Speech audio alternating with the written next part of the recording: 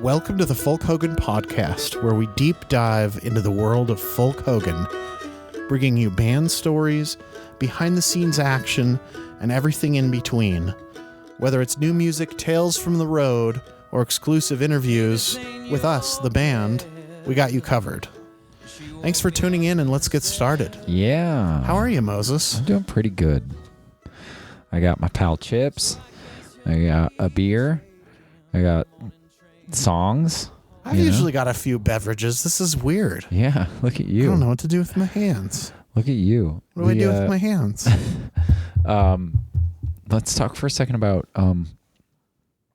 how weird it is that we're sitting where we're sitting. So, where are we sitting? Those of you that are looking at a video of this, you'll notice we're sitting on what appears to be a bench from a van. Boy, are these comfy.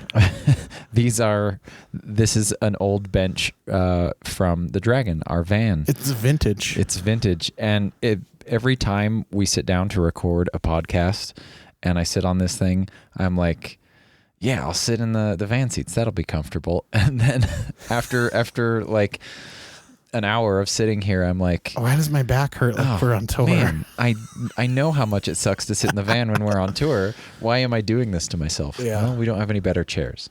Well, but it's like the Chevy 2002 engineers did the best they could.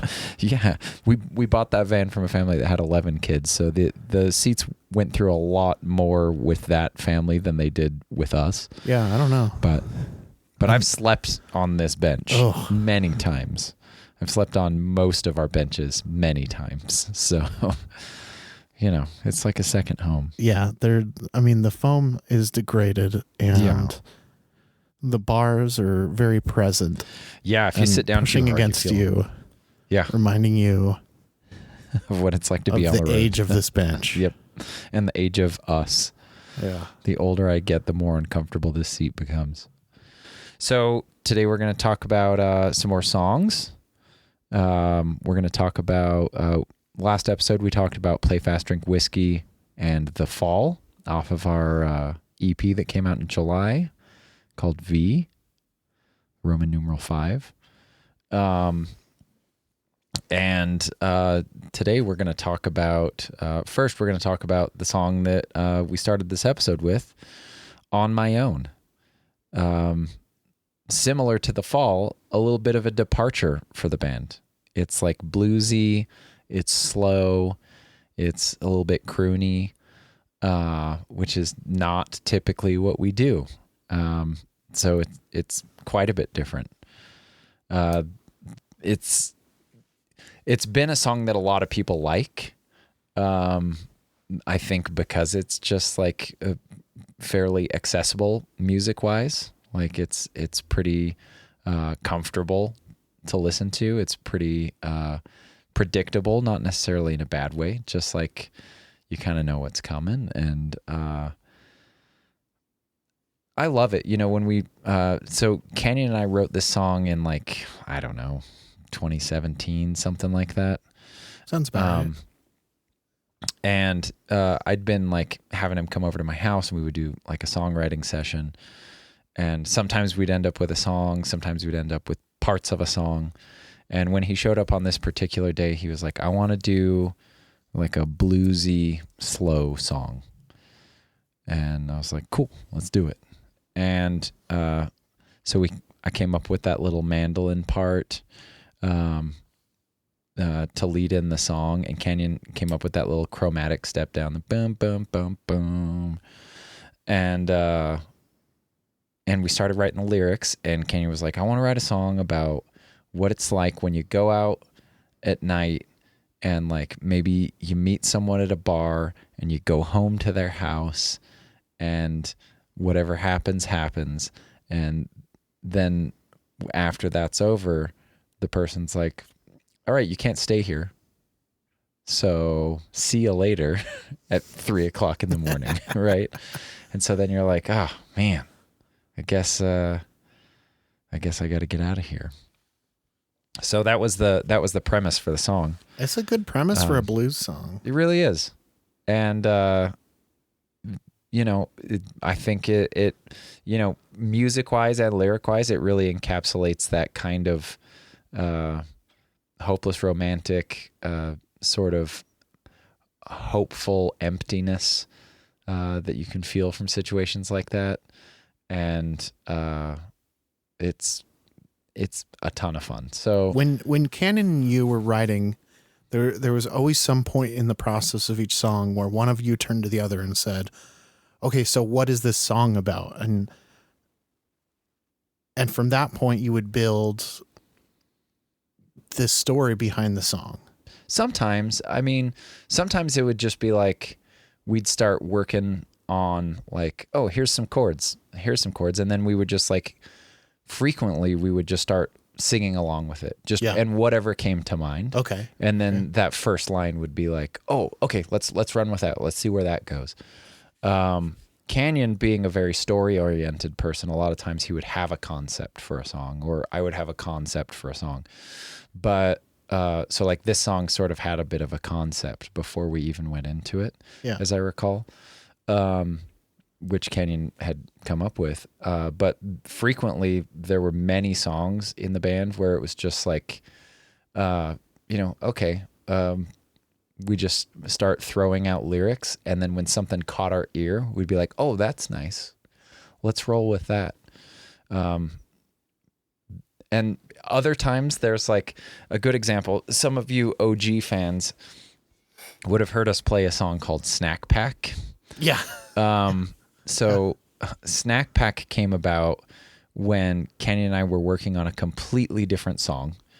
And the mandolin part that you hear in that song, Snack Pack, you'll never hear it. We're never going to play it again. Oh. But and there's no recordings of it for good reason, because the lyrical content not great. I'll find one. We were working on this song, and that little mandolin part was something that I used to use to warm up. And we got stuck in the middle of the song. And sometimes that happens. You just get to a point where you're like, I don't know where to go with the lyrics from here. And frequently between Canyon and I, when that would start happening, we'd start throwing out basically joke lyrics. And that is like the death knell of a song. Like as soon as you start throwing out joke lyrics, it becomes difficult for you to get back into the step of like where you were. Yeah. Because it's more fun to try to make each other laugh at that point. So this particular night, when we were working on, I don't even remember what song it was. Kenny and I are working on it. Jared was sitting in the room, our old bass player. And we got to a point where we started throwing out joke lyrics. And then we both realized like, oh no, are we going to lose this song? Because now we're throwing out joke lyrics. And I was like, what if we just write a joke song and then come back to this song? So we did that, and that's how Snack Pack was written. And Kenny and I sat down and wrote the lyrics. Hopefully none of you know what the lyrics are to that song, because it's terrible. But we were absolutely busting up laughing writing Snack Pack. And when we got done writing the song, we played it and laughed and laughed and laughed and laughed, and like hadn't paid any mind to Jared sitting in the room with us. And when we got done with it and we stopped laughing, Jared went, "You guys are terrible people." Which, not wrong. It's a terrible song about terrible things.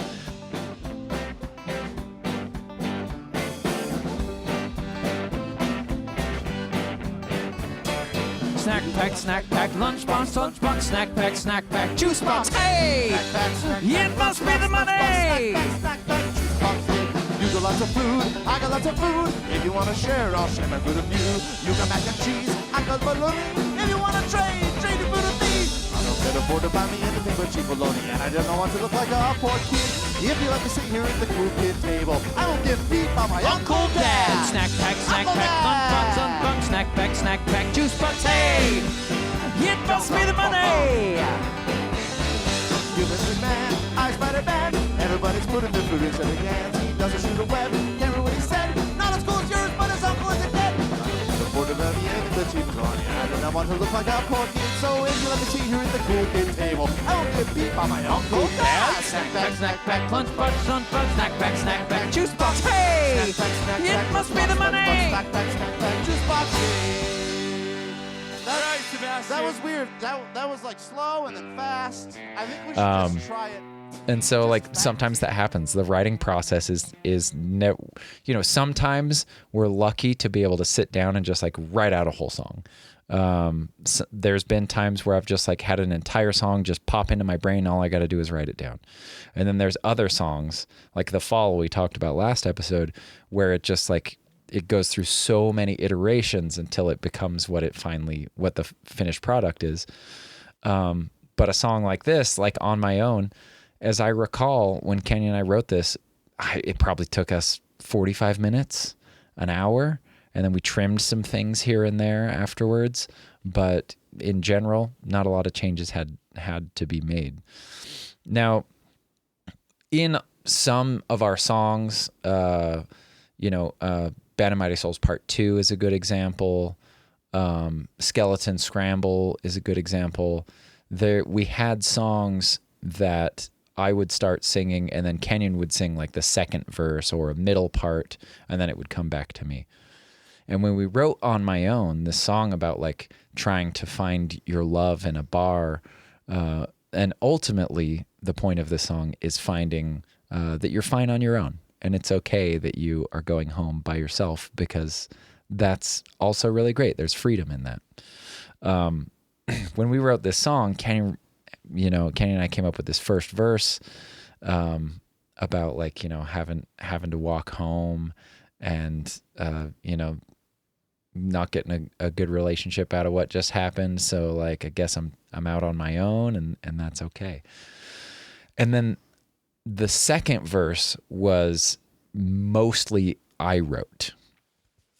And there's a reason why I'm bringing that up, because we had never had a song that Canyon started singing and then I took a middle verse in and then it went back to Canyon. Oh, but while we were working on the song, when I wrote that second verse, I was like, oh, I really want to sing this second verse. And when Kenny was like, I don't know, man, like, I don't think that's a good idea. And I was like, no, I really want to sing this verse. I really like these lyrics. The second verse is about like, it's not the first time I've found myself here. I'm often tangled up in women, whiskey, and beer.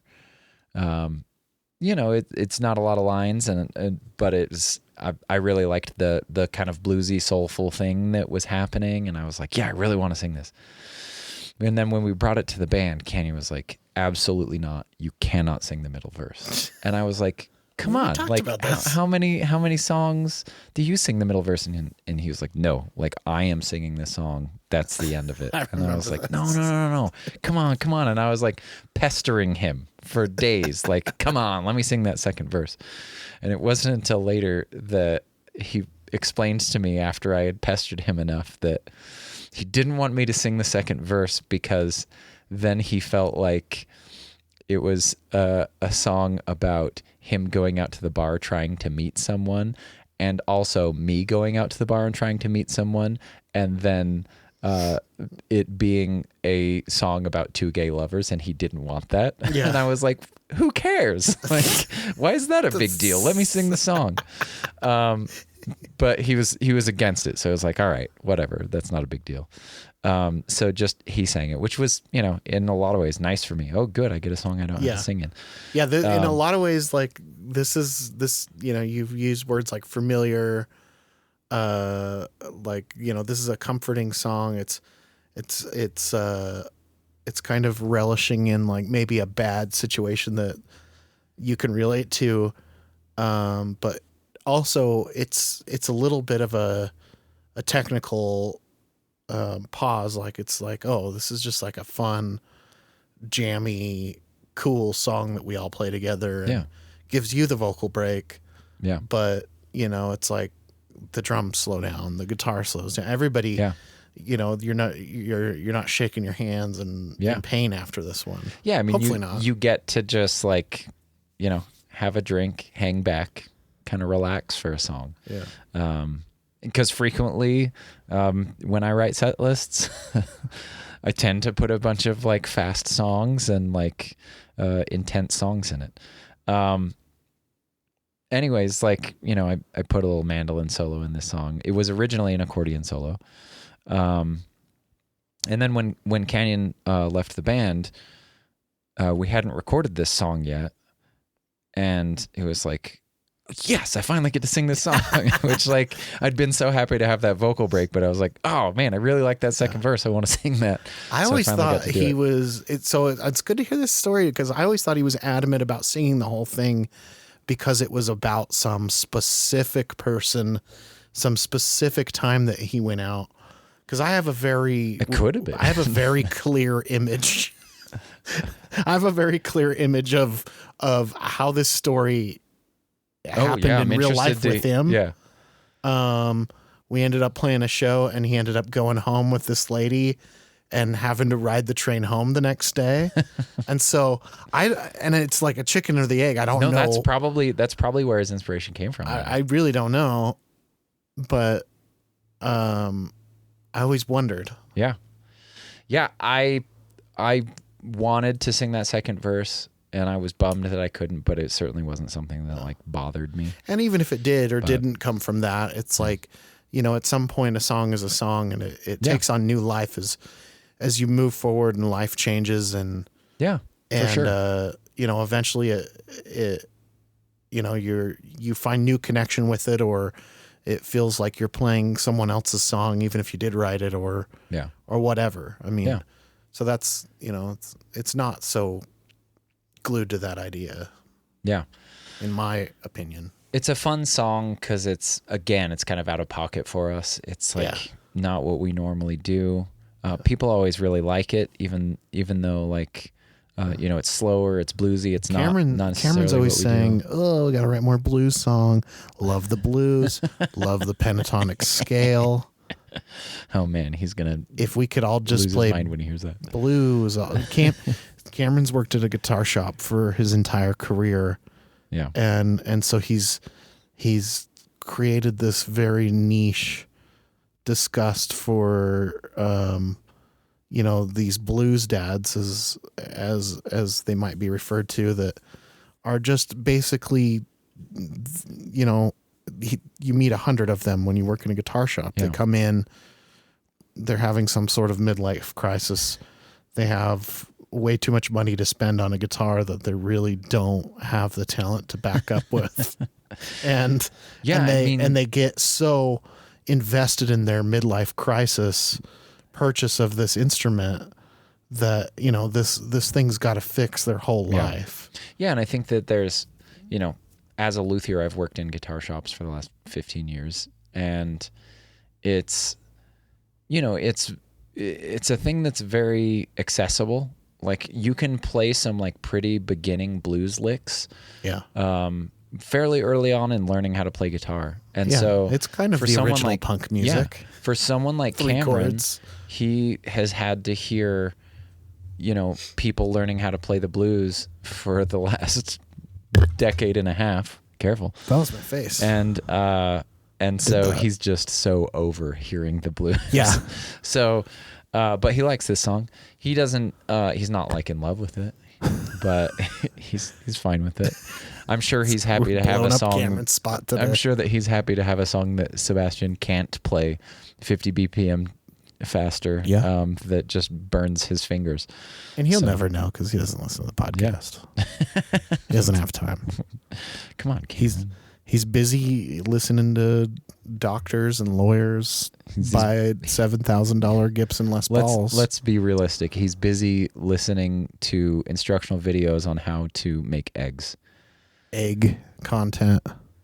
Don't open his phone because it's all eggs. It's all eggs. All right. So here's On My Own.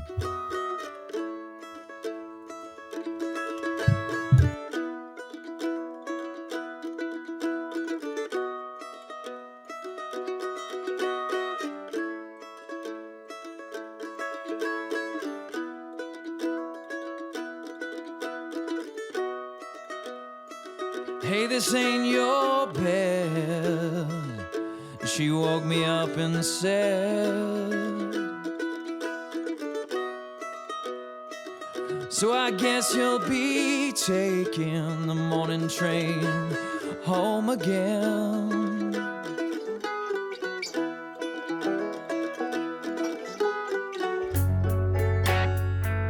It's hard walking home, could be chances blown.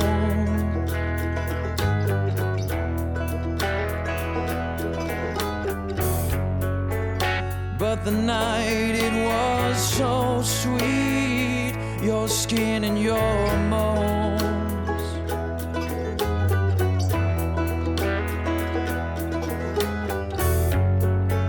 And they say there's nothing worse than sleeping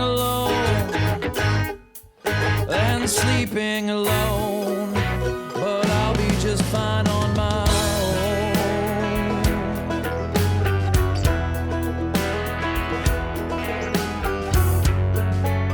This ain't the first time that I have ended up here.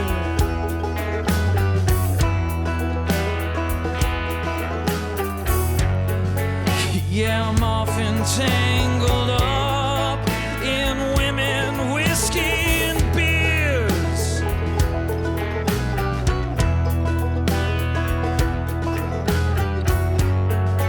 Yeah, it's hard to be alone, but I'm a rolling stone, and I'll be just fine on my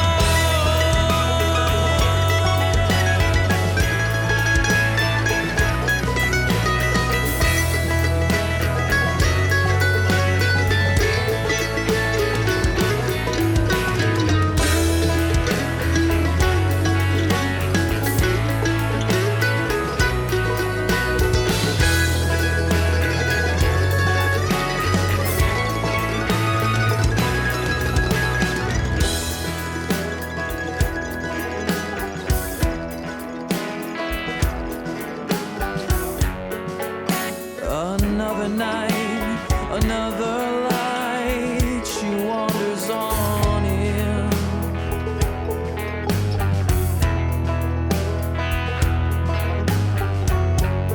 So we head back to mine, and she lets me on in.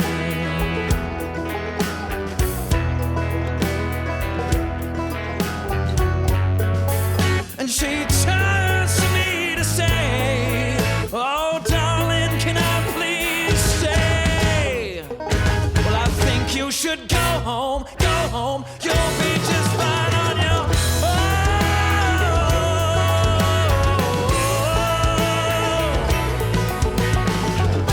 You'll be just fine on your own.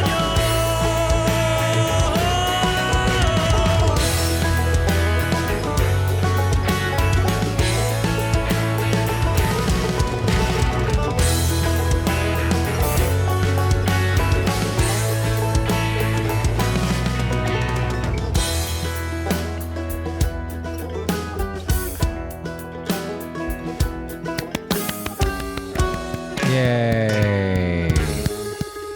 That's a song. Yeah. And then Sometimes this, you got to clap for yourself. Sometimes you're playing a gig. Well, not us, but oh man, here's a story from the road. We did a show in Boise. And it was at a place called the Red Door. And it was the last show on a tour for us. oh yeah. And it was kind of a last minute ad. And Boise's notorious for being hard to book. man, so Very tight scene. so before we played, there was a play. And there were chairs set up, and there was like a play on the stage. And so This we is could. They were like community theater. They were like, you can't come in, you can't load in. Like you just have to wait for the play to be over with. But it was packed, and so we were Ooh. like, cool, yeah, it's gonna be awesome.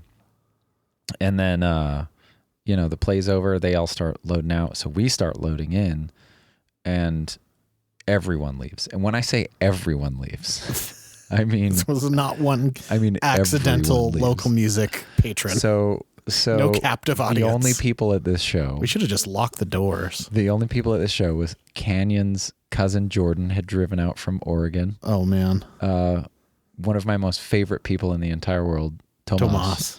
Tomas was there. He had driven up from Salt Lake for the Made show. all this misery worth it. And then there were 2 random people that walked in. And then there was the sound guy and the bartender at this show. And so we played to essentially 5 people. How was your little tour? And it was pretty. Was it fun? Pretty. Did you see lots of things? Those are pretty disheartening shows. Like, yeah, I they gotta are. be honest with you. Like, those hurt to play those shows.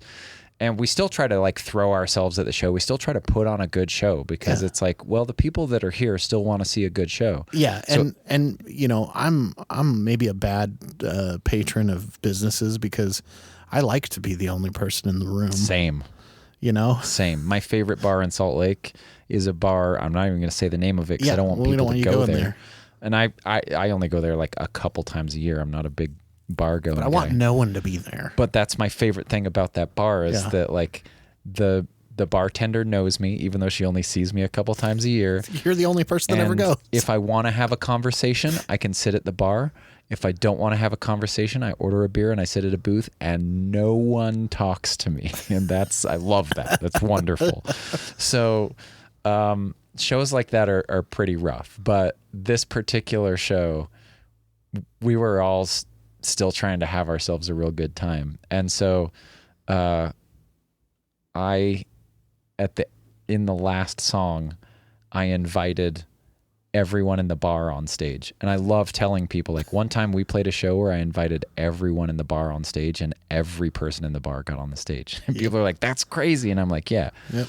No other detail. All 7 of them got up on stage because even the sound guy and the bartender came up on stage. They're like, sure, we're not doing anything at this point. we're not busy. So, yeah, just like You've just been cleaning the same glass for like an hour. oh man, it was brutal. Those shows can be rough. We've played some shows to some empty rooms. At this point, like we've played over 1,000 shows. So like you're naturally gonna have some shows in there that are like not as fun as other shows. Stuff happens. And that show, I remember it and I have a good story from it. So it's like, to me, that was a great show, even though like, yeah, sure, not a lot of people saw us, but it was an absolute blast. And like poor Jared, our bass player, had a migraine, had to play the whole show with a migraine. But it was, it was still an enjoyable experience. And like, the worst day of playing a show is still better than the best day washing windows. Yeah, So- for sure. The migraine thing cut me a little deep because I had a whole bout where I was getting migraines so frequently, like literally every 2 days. I wasn't recovered from the previous one. Yeah. And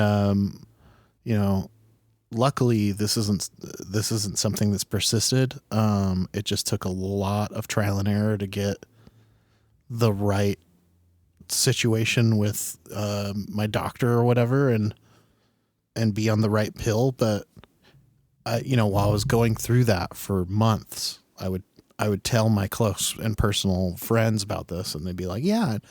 And I knew, here's something I heard multiple times. I knew someone that happened to, and they killed themselves. And then like, right as it left their mouth, they were like, oh, I mean, please don't.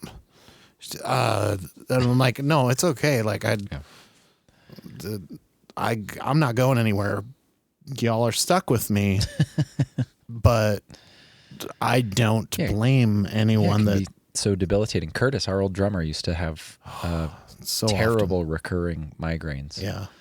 And there were times where like they would hit him suddenly. We would be in the middle of band practice and he'd just be like, okay, I gotta go. And we just all knew the deal. Like sometimes that happens, you gotta go. We get it. It sucks. And there's a lot of things like that. There's a lot of debilitating things that people can deal with consistently that nothing you can do about it. You just kind of have to find your way around There's it. so many things happening in your body all the time that you don't even consider until you get that little hangnail in life that I mean, how many times just have every just time been you like, brush up against it trying to get something out of you never knew how many times you put your hand in that pocket until it catches every single time. Oh, one more story about that same tour. Yeah. Earlier that very day, this is one of my favorite stories to tell. Oh, no. Nick knows exactly where what I'm it's about going. to talk about. So we had some crazy experiences on this particular tour, and we'll get into those eventually. Oh my God. But That was wild. Morale was a little bit low when we were leaving Spokane, Washington, and heading to Boise. And so I was like, I wonder if I can find something for us to do that would just be fun and kind of raise our spirits. We've got to cut some of the steam out of this or it's going to implode. So I just got on my phone and started looking at like the maps to see if I could find anything cool that wasn't going to cost money, that like we could go do together that would be fun. And I see, right over the Idaho border from Oregon, there's a river. And I was like, hey, you guys, what do you say? It's the last day of tour. What do you say we stop, we grab a 6-pack, we go down to the river, and we just get in the river and just like hang out and drink some beers. And everybody's like stoked. Yeah. Like, that sounds like a great idea. So we stop at a gas station, we grab a 6-pack, we drive to where the turnoff says for this river, and we pull the van up, and there's a few other cars there. And we get out and we walk up to the river, and the river is basically not even moving. It's just this like... Everybody's been anticipating this for 2 hours now. They're in swimsuits. It is like holding completely still water. Water animal. And it is... Duckies. The smell of this water was so putrid. But everyone was so excited to get in the river that like we all had this moment of like, well, do we do it or do we not do it? And it was also super muddy around the river. Just so it was muck. like, you're gonna get filthy. And we came up with this idea like, well, let's grab one of these picnic tables and carry it over so then we can like walk over the picnic table so we're not in the mud and then just jump in the water. And so we bring over this picnic table and like set it up, and then like Canyon like jumps up on it and goes and jumps in the water, and Nick like tries to get in the water, and I like stepped in the mud and was like, no, I'm not getting in the water. I don't want to smell like this water for the rest of the day. And I ended up getting in the water a little bit, but it's just like disgusting. It's just a terrible thing on top of a terrible thing. Like the morale was low, and then like we're all excited of the tour. Yeah, we were all excited to get into this water. Great. And then we get there and it's just terrible. Like so many mosquitoes, so much mud. The water smells horrible. And then like when we go to get out, we're like, oh man, we all smell terrible. And like no one wants to use... Typically you'll bring like a towel with you on tour because you never know when you're going to be able to shower, and you never know if there's going to be a towel there. So it was like, you know what? No one wants to use their towel. Like, what are we going to do? And we're all like, well, maybe we can just drip dry, and the sprinklers turn on. And so then it's like, okay, I guess that we're going to try to take showers in the sprinklers. And it's those like typical yard sprinklers that you see that are like that just go around in a circle, you know? Yeah. And so one by one, we're all like... But much more high power. Yes. One by one, we're all like running out there and like trying to soap ourselves up and like wash it off and chase the sprinkler around in a circle. And like trying so hard to like, and there's other people there that are just watching like us at 6 grown men trying to shower in sprinklers. Like what is wrong with these hobos? Just off the interstate in Idaho. And then Nick needs to take a shower. And Nick has a bar of soap with him. And he Nick is very ticklish. I'm ticklish just thinking about it. And so he like runs up and starts like chasing the sprinkler around, and he's like rubbing himself with this bar of soap. So there's Nick, shirt off, in the swimming suit, grown man with a beard, rubbing himself with a bar of soap, chasing a sprinkler, and giggling like a school child, just like laughing so hard, so high pressure, trying to clean himself off. It was one of the hardest times I've ever laughed in my entire life. And that experience alone, watching you try to shower, raised everyone's spirits up. Yeah. Like that just saved the day for everyone. So, thanks for that, Chips. Yeah, you gotta get your dopamine where you can get it. Yeah, I guess. Yep. That tour had some real special moments on it. So yeah. Let's move on to the next song. The next song is a song called One Damn Word. And this is a song that Canyon wrote completely by himself. So for many songs that Canyon wrote, we're going to do our best to explain them from what we know of what he told us. It's probably not the whole story. Most certainly not. But we're going to do our best with it. A lot of people have asked us to cover a lot of the older songs.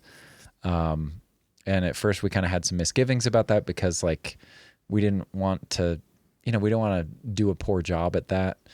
But we're going to do our best. So One Damn Word is a song about alcohol.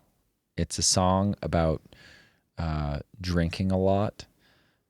But not in the same way that like the early Folk Hogan songs, like, I'm Still Drunk, or Bootlegger's Dance or something like that maybe.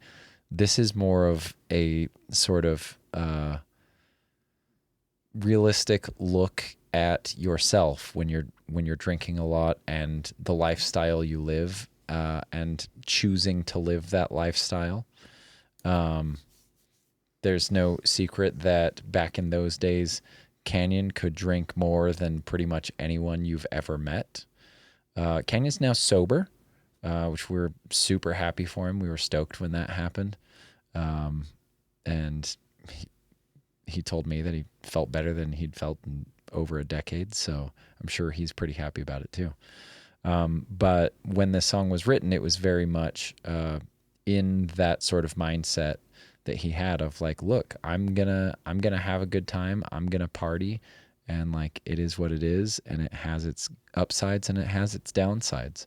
I think it's a very realistic look at what his life was like. So let's go ahead and listen to it, and then we'll break it down.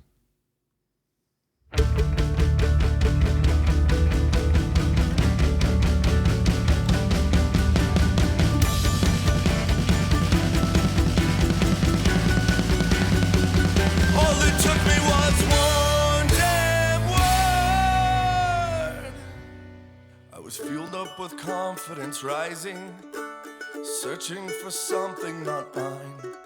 Some lessons are easily learned, and some take a little more time. I'm told that I had quite the struggle, just stepping through the front door. I knew I should leave and never return, but I just kept asking for more. All it took me was one damn word.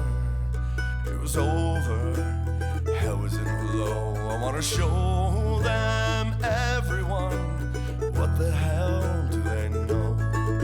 Some of us were aging quite nicely. Some city miles were starting to show.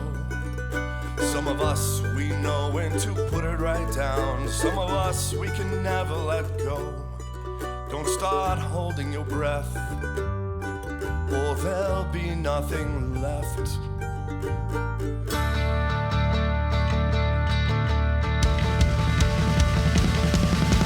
Headphones like modern bandanas, hung from new age bandoliers. Lips that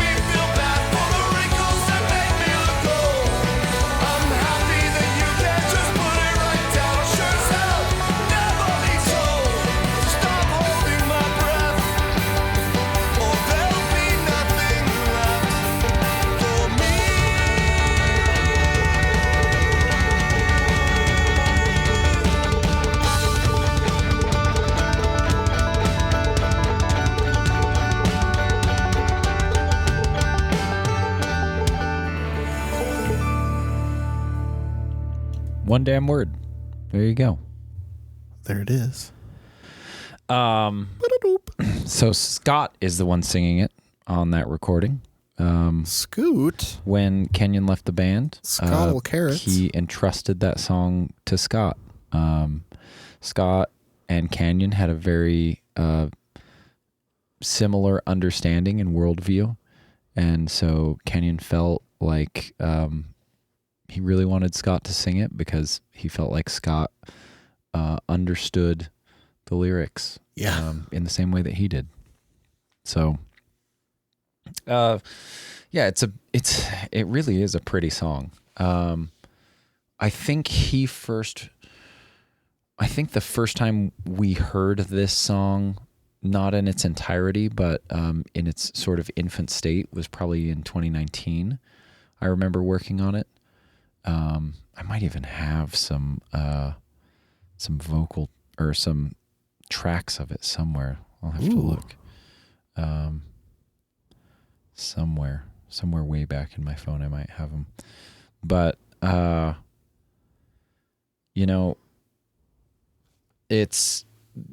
feel like the lyrics, once you know that the song's about living the party lifestyle, which I didn't. I think that it's a pretty self-explanatory song, but there's a number of things that I want to highlight lyrically, because I think that it's just very well written.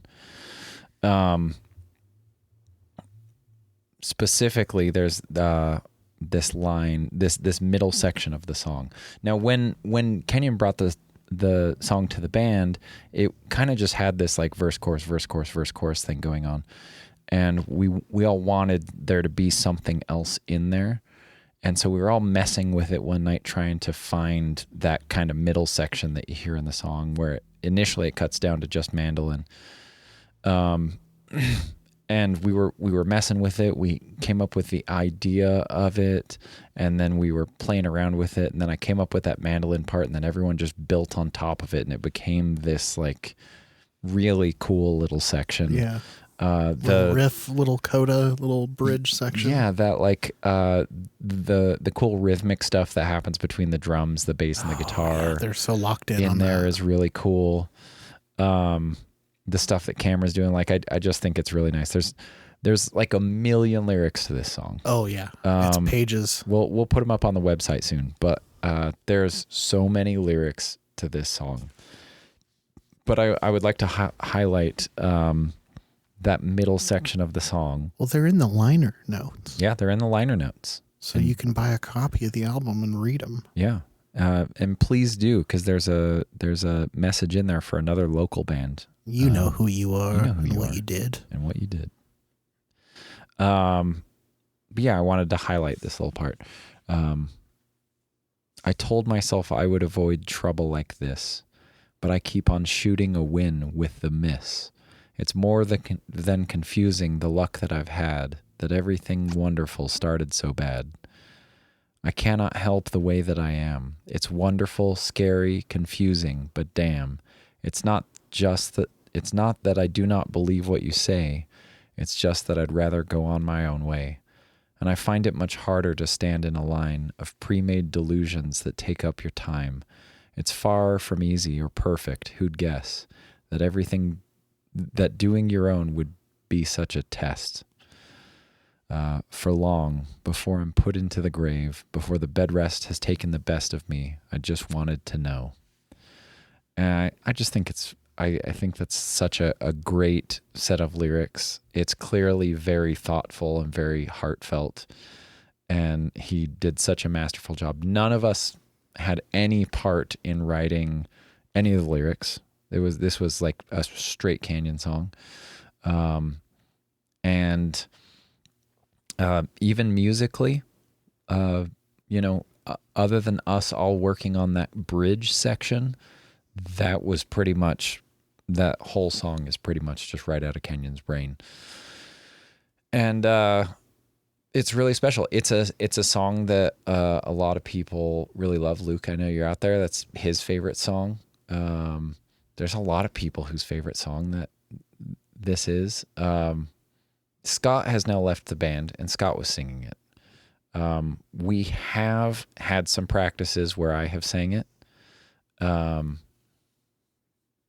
So there's a good possibility we will continue to play it. Yeah, we're kind of teetering right now on whether we keep it in my the live set list or not. My only misgiving with that is this was a song that was really extremely personal to Canyon. Yeah. And I'd love to continue playing it. But I also don't want to step on his toes there, because it is, there are some songs that you write that are just so intensely personal. When we get to the show, there's a song on that album, The Butcher. Like, that song is just out of the depths of my heart and soul. And it's tough. It's tough to pour yourself into something and then walk away from it and have it, change. But that's what a good song is. I mean, for sure. And this is a good song. The lyrics are so real. It's almost, scary. Yeah. Otherwise it would just all be yacht rock. Thankfully it isn't. So we probably will continue to play it, because we've practiced it with me singing it a bunch of times, and boy, it was a little rough for me to get used to how many lyrics are in this song. I actually I just see it scrolling on your phone, looking at them, and it's it's a lot. Thankfully, I have always sort of had the practice of trying to learn all the lyrics to our songs just in case something happened. So they're have a really in good there. memory for lyrics. They're in there. They're just not super upfront.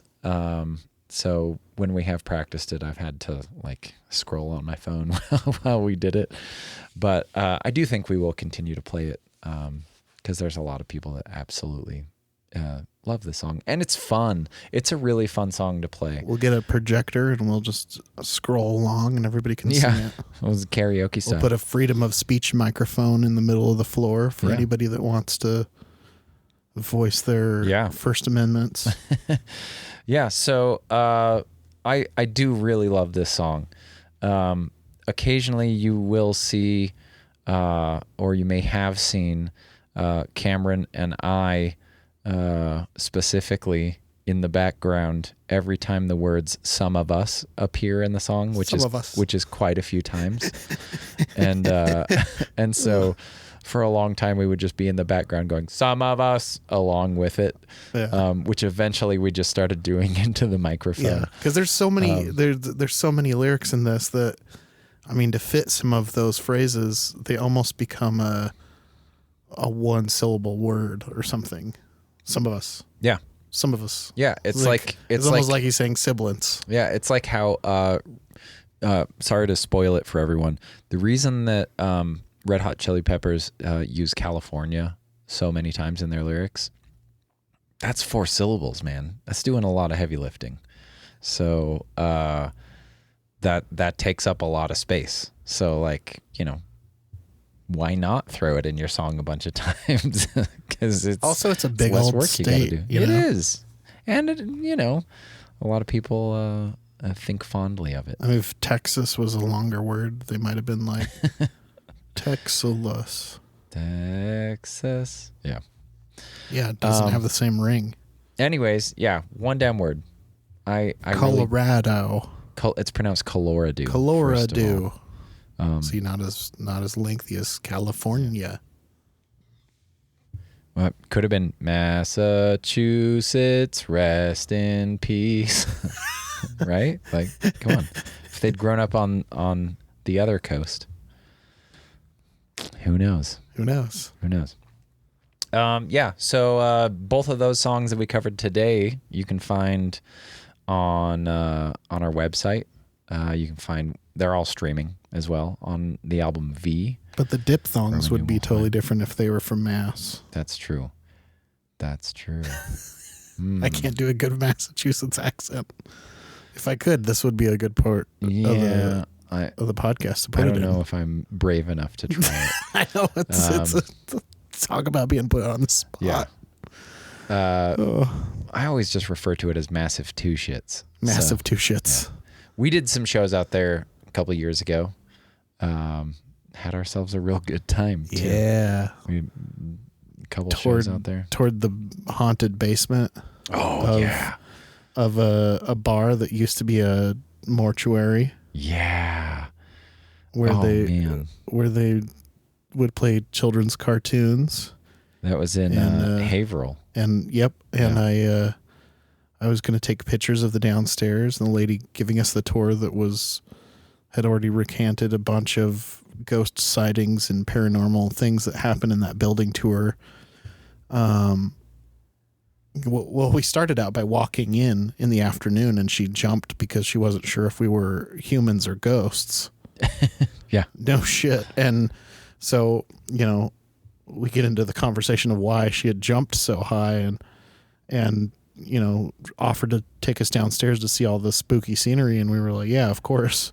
Yeah. And I could just feel my skin crawl. It smelled like death. And yeah, I mean, like spider webs from floor to ceiling in that place. Moses does not like spiders. It was a whole and thing. I don't like children ghosts. They're too small. It was pretty terrifying. And like they still had like all the slabs out and like it was creepy. And I went to take a picture and she said, no, they don't like that. And I was like, and I go to put my phone in as I slip and hit the camera button. And so then we get out of there and everybody walks off and I secretly pull my phone up to look at it. And I'm like, there's like a blurb. There's like an orb in the photo. And I'm like, not cool, not cool, not cool. Delete it. I'm freaked out for 35 minutes before I finally admit when we chose to leave that place. We went across the street to see this, to see what we could find at this convenience liquor store kind of place. And I'm like, oh man, I'm still just at edge because that was so spooky. And they're like, why? And I'm like, well, I took a photo and there was something in it. They're like, you gotta show us. I'm like, I deleted it. And they're like, no. And I'm like, wait, let me just recover it from my recently deleted on my phone. And we're, looking at it and doing our best to disprove my my ghost sighting. It was that was a good time though. Yeah. We met a bunch of people and some of you got tattooed. We played that night with a band called Found Peace. And we played with a band called Zella. Both of those, if you go to our Spotify and you scroll all the way down just on the main page, you'll see that there's a playlist called Bands That Folk Hogan Has Played With, I think is what Bands That Folk Hogan Has Played With. You can find both those bands on there, Zella cool. and Found Peace. They were both really cool and just wonderful people. Yeah. Oh man, we hung out and chatted with them. I later found out, this is a super crazy coincidence, I later found out that one of the guys in Found Peace had grown up with the guy that sat behind me at Luthery School. Oh, of course. And I found this out because I was friends with both of them on Facebook, and my friend from Luthery School posted something, and I saw the name of the guy in that band that liked it, and I was like, what? What's the connection here? What? Yeah, a small world. 6 degrees of Kevin Bacon, as they say. Yeah, but if you go to our Spotify and you just pull that playlist up, there's a ton of just all sorts of varied bands that we have played with over the years, and so many really cool bands that we have played with. So I highly recommend it. We'll have to update it. There's a band that we need to take off of here because I think they got canceled. They're called Murphy and the Giant. Don't even look them up. Don't look them up. Don't even look them up. Yeah, they know what they did. Again, go ahead and buy yourself V on vinyl and look at the liner notes, and you'll understand. They got canceled for not paying for our beers. Is that what happened? Probably. Anyways, yeah. So that's gonna do it for this episode. We'll be back with more. we have a bunch of things planned in the future. Scott left the band a while ago, and our good friend Aria Darling has been filling in for us for shows and just doing a bang-up job. So good on bass. She's doing awesome. Multi-talented instrumentalist. Yep, she's a hired gun. She fills in for tons of bands. She plays in multiple bands. She plays in a group with Nick. Yep. Nick Passy and Aria Darling. Writes music, teaches music lessons, does all sorts of stuff. So we're super thankful. Making the whole music scene sound better on stage. Yeah. And we have hired a bass player. We're not going to tell you who it is. Ooh. Because we'll get him in here at some point. Well, you told us the instrument. And he's a real sweetheart. We're very excited. We enjoy him a lot as a person. I was really wondering if we might go with a French horn or a euphonium. I was tempted for the tuba. No, too big. Euphonium. But I would have loved a marimba in place, but that's a whole second vehicle. Yeah. So there's just too much involved in that. So we could just get one of those U-Haul travel trailers and just get another dead van to pull behind our sort of working van. I was gonna say you're making a lot of assumptions about our van. Moses used to have a Scion XB. Yeah, and he got every cent out of that vehicle. He drove the shit out of that vehicle, and now when I'm headed to, and I always think of that vehicle because when I'm headed to NPS, there's a car along that road. That's the same Scion XB. The old toaster car. And then in the driveway, they have one where they've cut from from the front windshield forward off. No engine. And it's like this makeshift trailer they created out of this car. Before I got rid of that. And then there's a third broken down Scion XB. Before I got rid of that, I did a bunch of research and I found a bunch of people that had turned them into trucks. Yeah. And cut the back seats out and turned it into a truck or turned them into convertibles. Oh.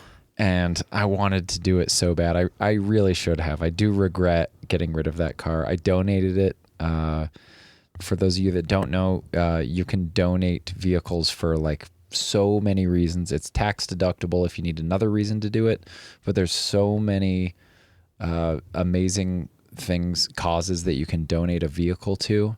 You get a break on your taxes, but they can take that vehicle, they can sell it. Even if they just end up crushing it, they do make some money from that.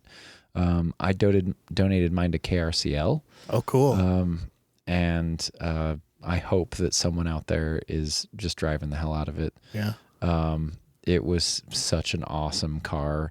Back in the day, I used to play in a band called Devil's Country with Glenn Goss and Tanner Bray, our original banjo player. Yep. And a few other wonderful people, Angela Moore.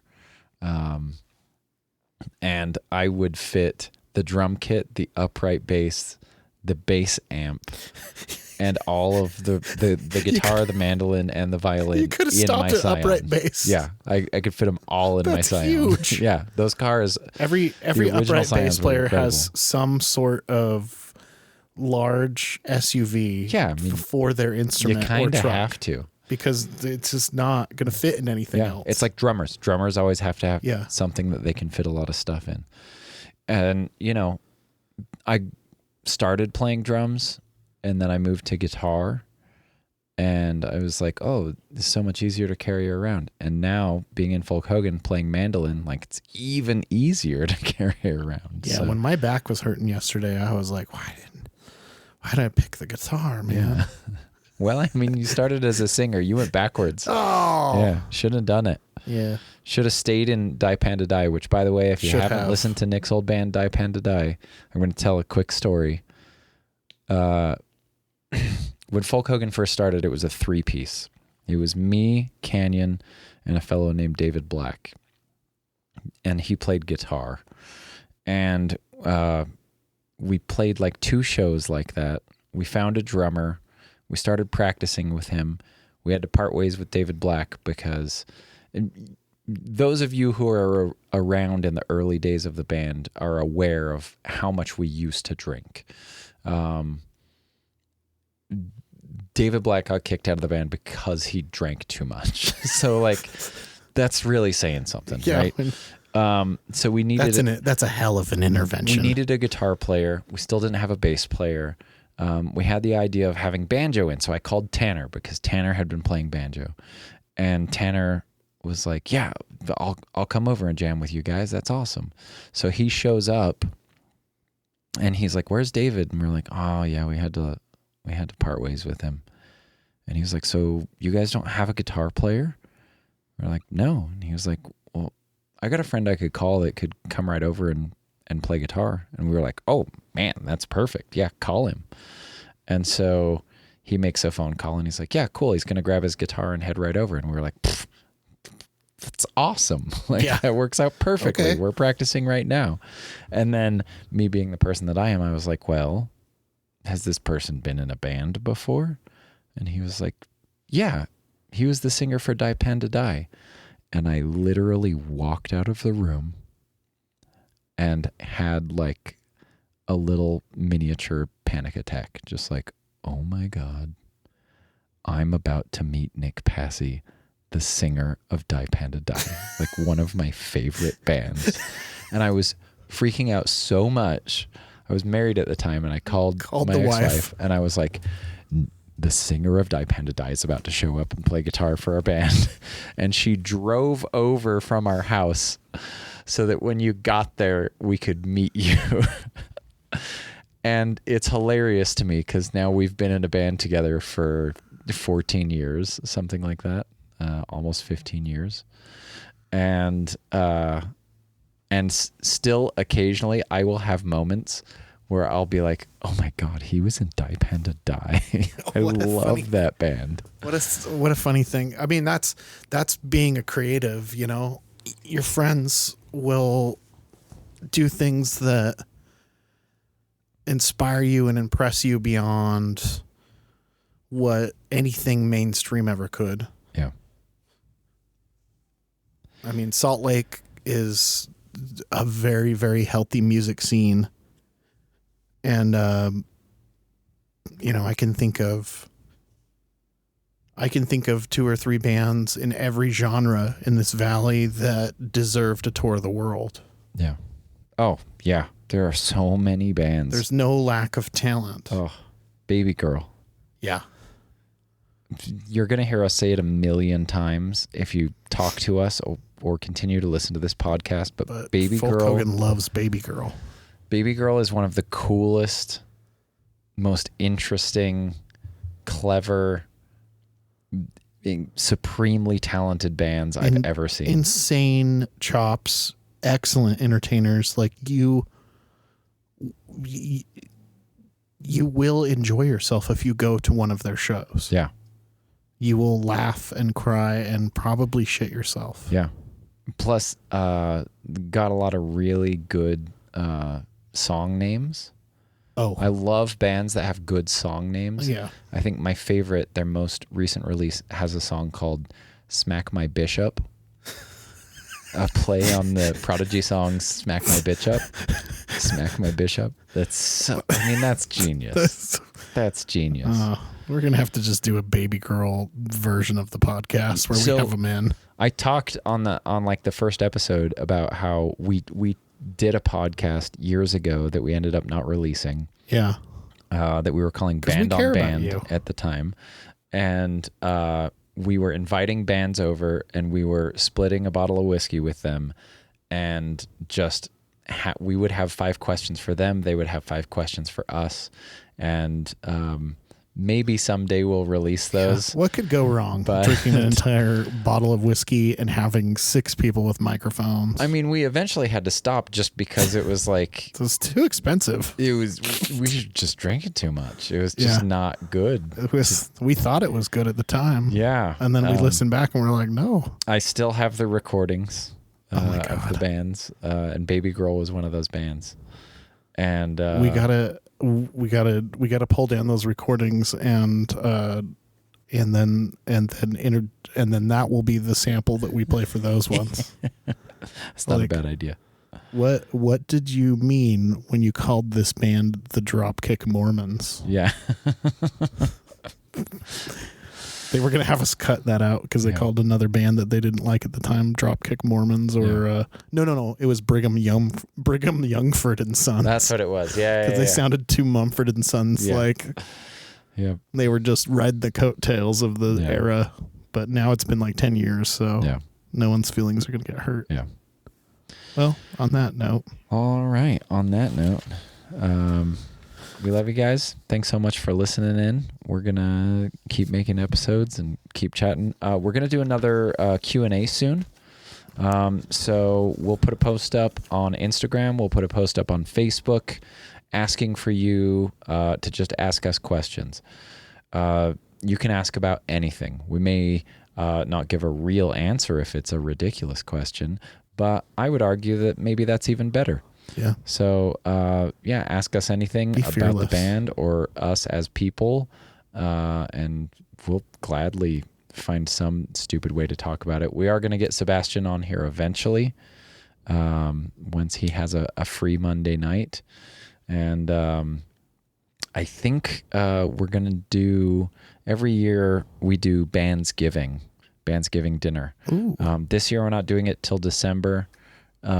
So right around Christmas, you'll probably get a Bandsgiving episode. So it will be Christmas. It will be, I'll tell you what, I probably won't be interesting to listen to Band. Because Bandsgiving is one of the few times where we all pretty much get drunk. So yeah, keep that in mind. Well, this episode was brought to you by our Shake Weight parody cartoon Muscle Tank. I love it. When we played with Billy Liar, their bass player was like, I must have. I don't even care how much. Just give me one of those. Yeah. It's a spank weight holding two other tiny spank weights, and the sleeves are pre-cut off. And this is a muscle tank that abolishes sleevery. That's a great line. I think Lincoln would be proud. Yeah, no sleeves, no rules. That's how it goes. Yep. Live life with your right to bear arms. That's genius. Well, we love you. Okay, I'm going to miss you forever. Okay, bye. We sailed an ocean of bottles and cans to cross this beautiful land, and millions of people were clapping their hands. They didn't stay strangers for long. Yeah. There wasn't one that we met we later would come to regret. Though the ocean gets deeper, our sails are full, long ago left our anchor behind. Though the ocean gets deeper, our sails are full, long ago left our anchor behind.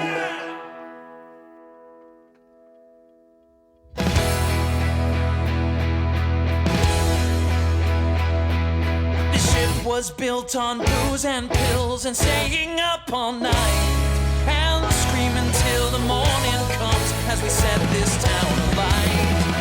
Our sails made for bills